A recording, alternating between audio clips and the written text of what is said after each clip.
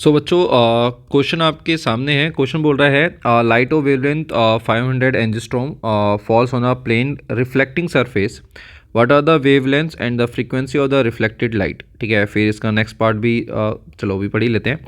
For what angle of incidence is the reflected ray normal to the incident ray. ठीक है, तो इसमें दो क्वेश्चन है। सबसे पहले बेटा आपका जो पार्ट है वो ये बोलता है कि आपके पास एक लाइट है जिसकी वेवलेंथ है आपके पास कितना है 5000 आपका एंजिस्ट्रॉम। ठीक है, ये आपके एक प्लेन रिफ्लेक्टिंग सरफेस के ऊपर गिरती है।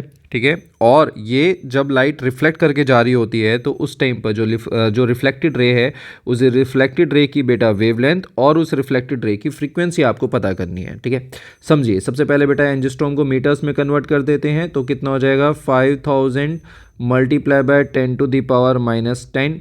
दैट इज़ आपके पास जो वेवलेंथ आ रही है वो आपके पास आएगा 5 × 10⁻⁻7 मीटर्स। ठीक है, सो ये है आपके पास वेवलेंथ ऑफ द इंसिडेंट आपके पास लाइट। ठीक है, फ्रीक्वेंसी भी चेंज वो कैलकुलेट कर लेते हैं।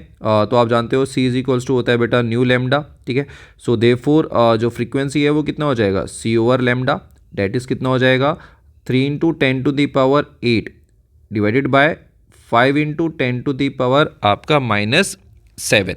ठीक है, सॉल्व करेंगे तो आपके पास आएगा कैंसिल आउट। ज़्यादा बड़ा कैंसिल आउट हो गया है तो ओके। ठीक है, 0 पॉइंट आपका 6, तो डेट इज़ 6 × 10⁻⁻11 हर्ट्स। ठीक है, तो ये है बेटा आपके पास फ्रीक्वेंसी। ठीक है, माइनस नहीं पॉजिटिव में रहने वाला है आई थिंक, हाँ पॉजिटिव ऊपर जाएगा तो कितना हो जाएगा आपका 14 हर्ट्स। ठीक है, 14 हर्ट्स सॉरी है ना, 6 × 10⁻14 हर्ट्स। ठीक है, बट बहुत ध्यान सुनिए बेटा, जब भी आपके पास कोई भी एक लाइट रे, ये कॉन्सेप्ट है बहुत बढ़िया।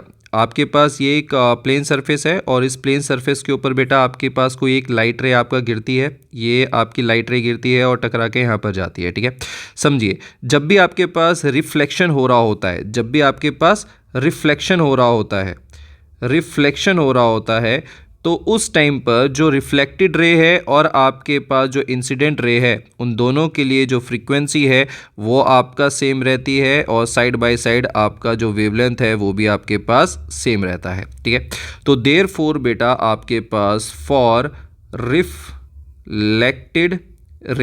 रिफ्लेक्टेड रे के लिए भी आपके पास जो फ्रीक्वेंसी और जो वेवलेंथ है वो आपके पास सेम रहेगा।